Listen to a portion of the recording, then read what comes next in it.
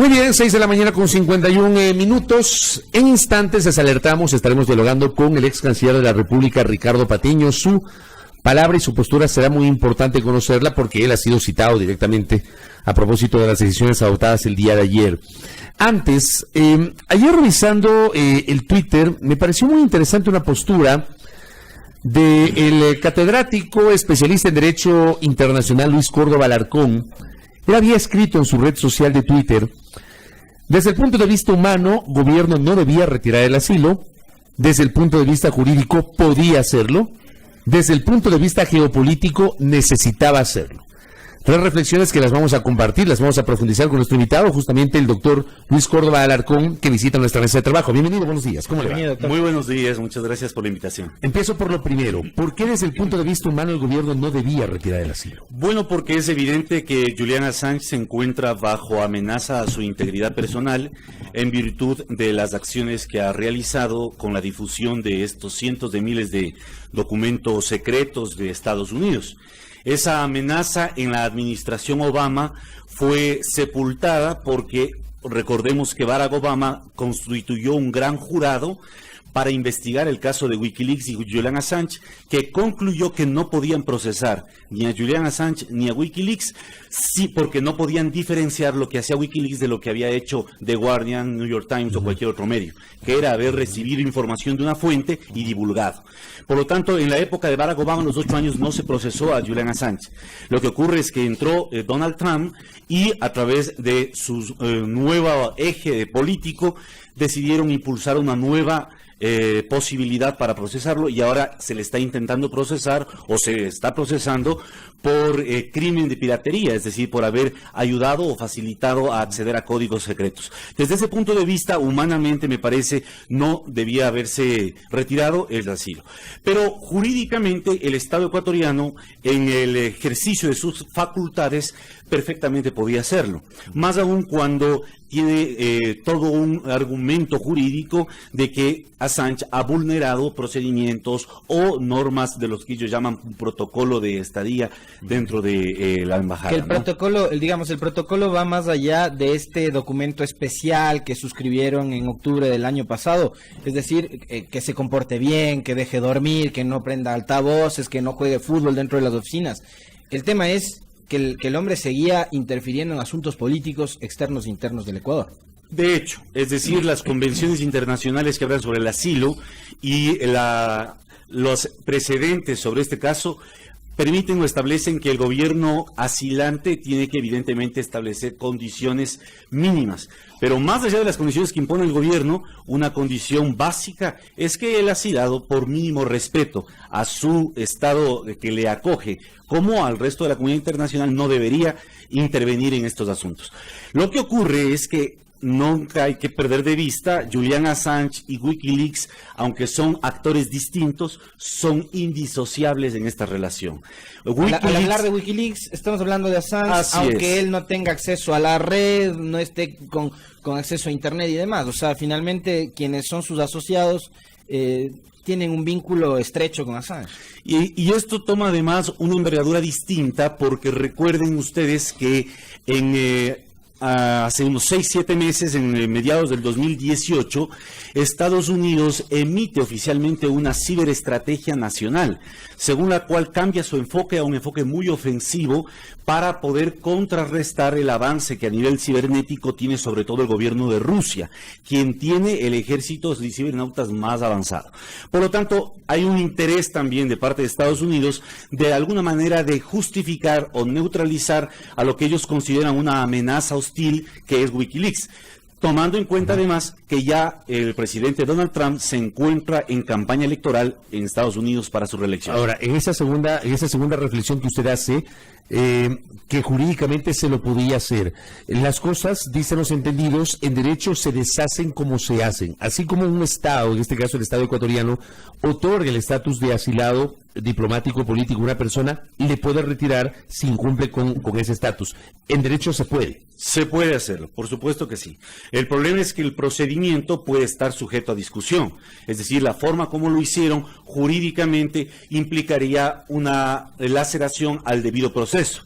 Sin embargo, evidentemente esta explicación o la explicación de lo que ocurrió el día de ayer no es ni jurídica ni es de derechos humanos. Es básicamente de política.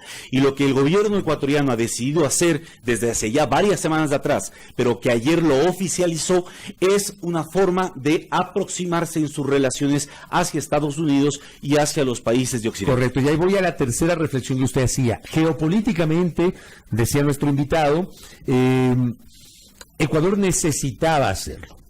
¿Por qué? Geopolíticamente necesitaba porque el gobierno de Lenín Moreno está interesado en un realineamiento de su política exterior.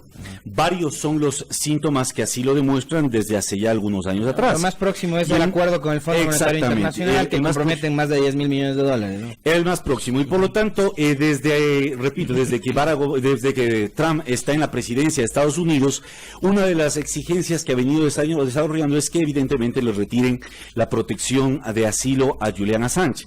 Ahora, esta decisión me parece que se fue adoptada seguramente hace algunos meses atrás, en especial luego del fracaso rotundo que tuvo la táctica que intentaron impulsar bajo la Cancillería de María Fernanda Espinosa de darle la nacionalidad a Julian Assange y nombrarle funcionario diplomático para intentar que salga a un consulado en Rusia.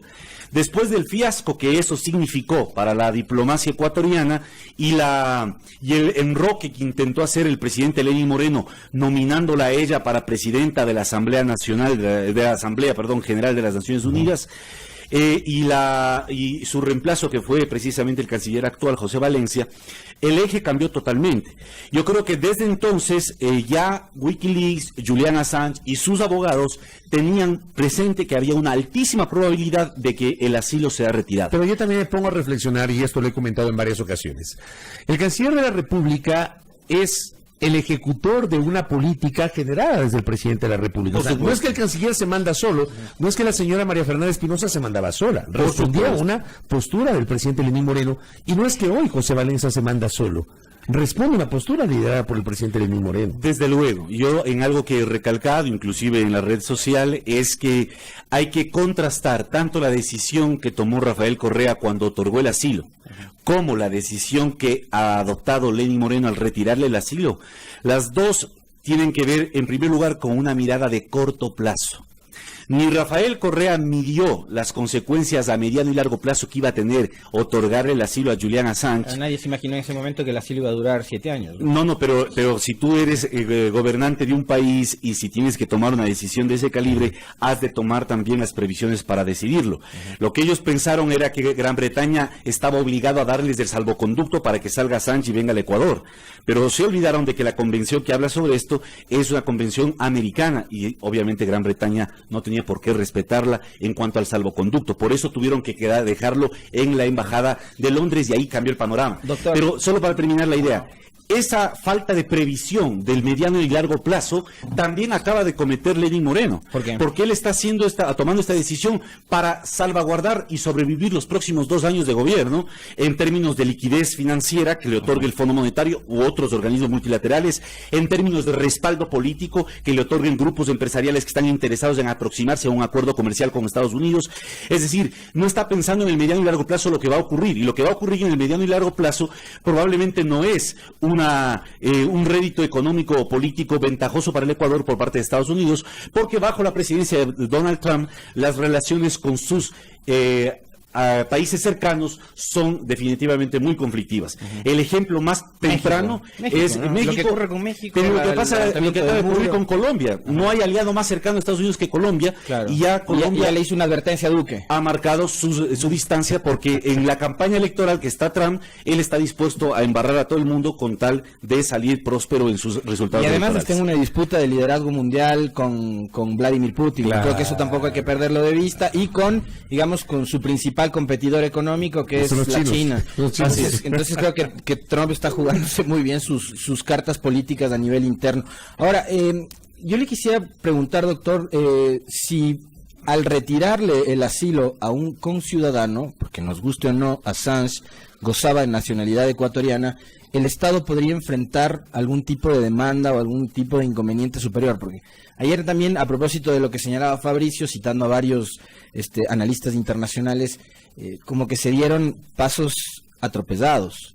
Es que lo primero era revocar esa nacionalidad para después resolver el tema del asilo. Finalmente estamos retirándole el asilo a un compatriota.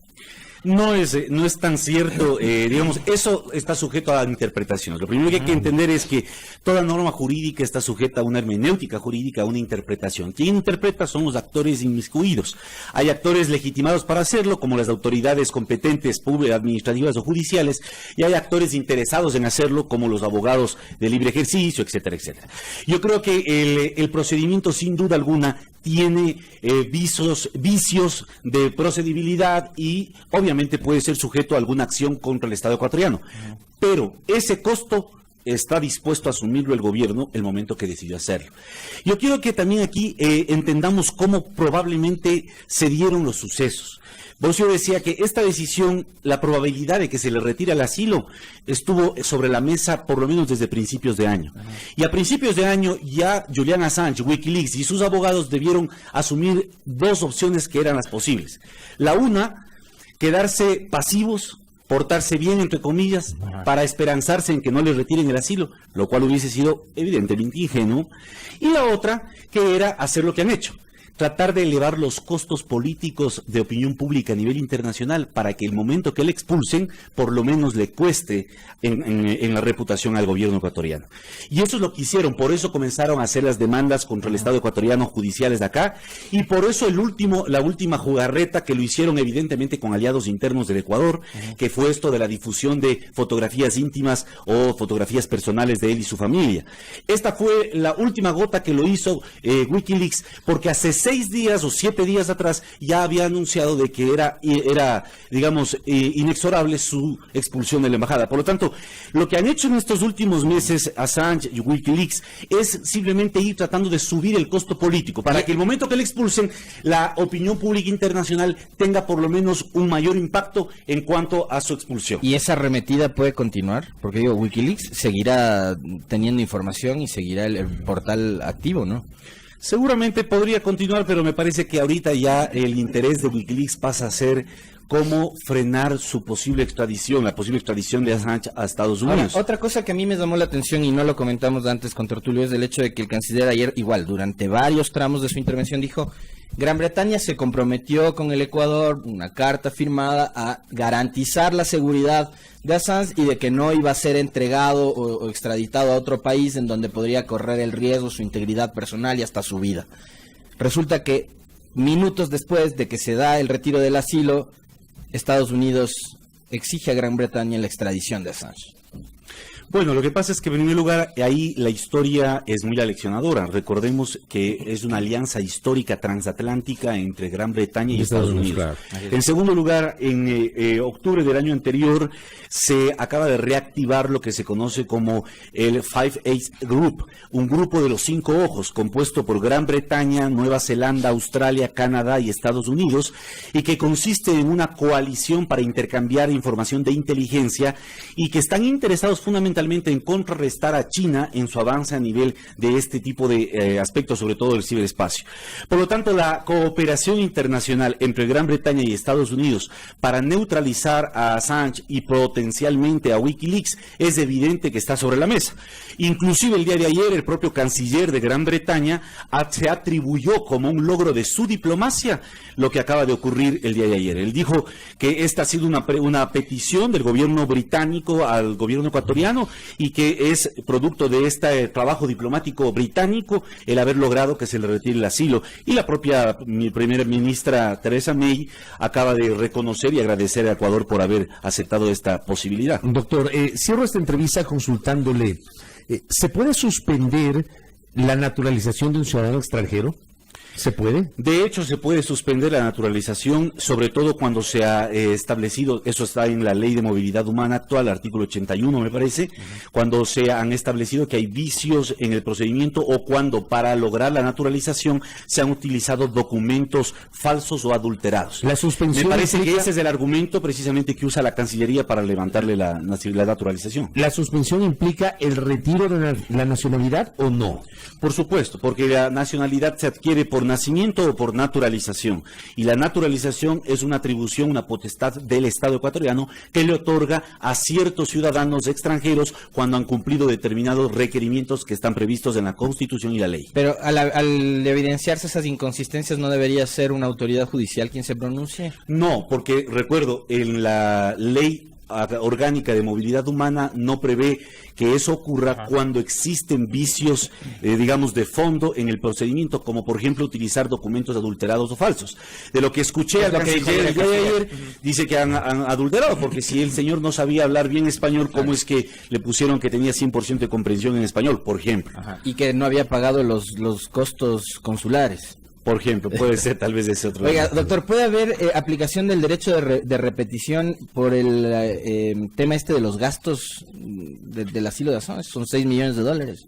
Probablemente, yo creo que eso podría ser ya objeto de una argucia para buscar una quinta pata al gato a un fenómeno o a un caso que no tiene que ver con dinero. Este no es un problema de cuánto dinero hemos gastado en proteger a Julian Assange. Pero es que hay gente que lo reduce a eso. Por supuesto, pero yo creo que aquí lo que hay que valorar más bien es en cómo se está tomando las decisiones de política exterior.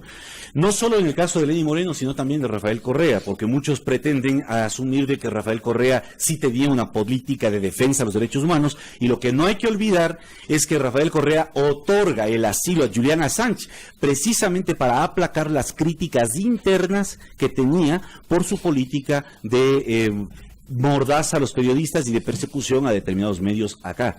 Por lo tanto, la decisión de Correa tampoco es que fue una decisión plenamente coherente a principios que él siguió. Y recordemos el otro ejemplo que está a todas luces, el intercambio que hizo el gobierno de Rafael Correa de Galo Lara por el buque panameño para tratar de traerlo a procesarlo acá. Entonces, argumentos a favor o en contra realmente hay muchos, pero lo que yo creo es que hay que tratar de comprender lo que ha ocurrido con Assange y entender cuáles son las connotaciones de la política exterior ecuatoriana. Menciona el caso de Galo Lara y me parece interesante porque a Lara Panamá le concedió el asilo y luego se lo retiró y fue deportado al Ecuador. Doctor, gracias por el tiempo, doctor, gracias. por la gentileza. Muchas gracias a ustedes. Los criterios del académico Luis Córdoba Alarcón, quien es especialista en Derecho Internacional aquí en La Primera Hora. Pausa y al volver estaremos dialogando con Ricardo Patiño.